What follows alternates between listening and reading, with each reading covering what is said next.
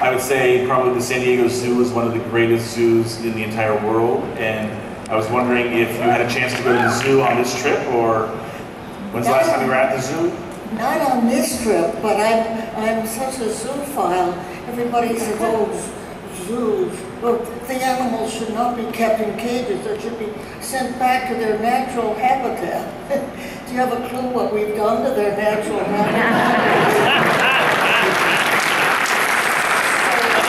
When I travel, I always try to hit the zoo in the thing. I won't be here long enough this trip. I just drove down last evening and I go back this afternoon. But the first chance I'm back and I know some very special animals in zoos all over the country. There's a very interesting argument for and against the zoos. As you point out, they're living in a clean environment, safe from predators, and taken care of all their life.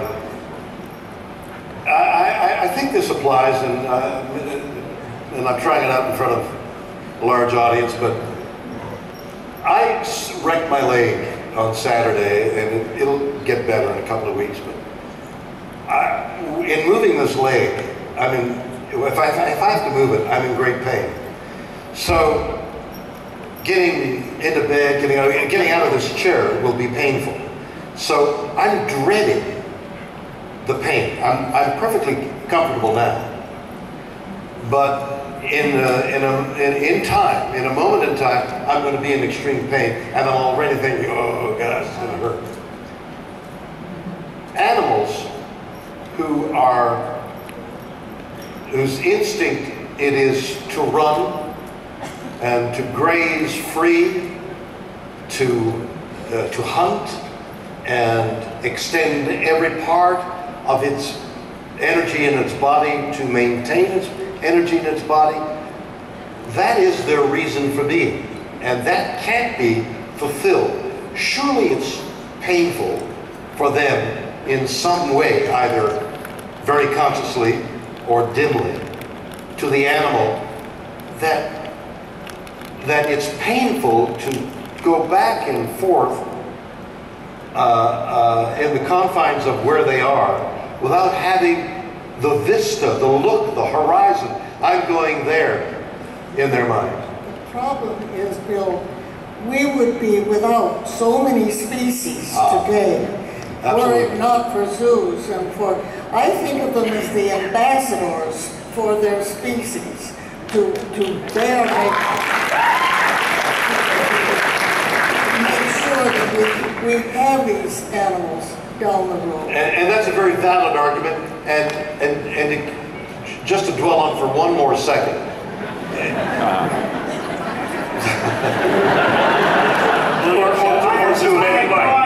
Betty White and William Shatner were going to argue today. This is awesome.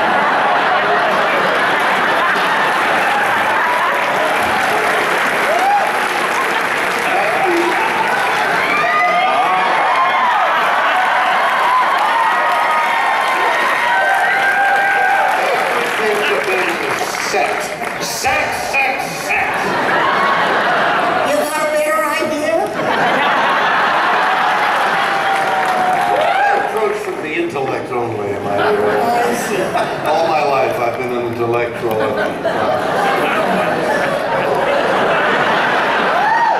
I'll leap upon you with passion in a moment. I just want to finish this. The marine park here. Blackfish. The orca. The argument for and against the orcas. I was in the marine park north of San Francisco at the very moment that the trainer here in San Diego was being dragged down into the water by the orca here. And the trainer there allowed me to swim with that orca. And here's what he said to me as I got into the wetsuit and sat on the dock. He said, now listen, Bill. You're going to hold your hands out like this. The orca's going to put his head up there, you'll step on his fins there and hold him, and he'll dance with you. Now listen to me.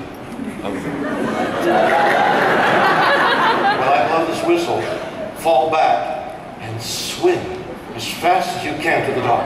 I'll occupy his attention. And I had just read that morning on the way up, the poor lady who had been.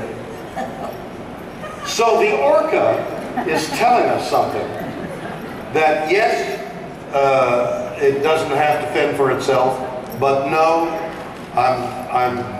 my basic reason for living is being thwarted. And that's the argument. I'm not going to argue with you, Bill. I'm just interested. You're just going to have sex with me? Not seriously. You see how it's handled, Donald? You see how you combine it all, you don't have to rush off it.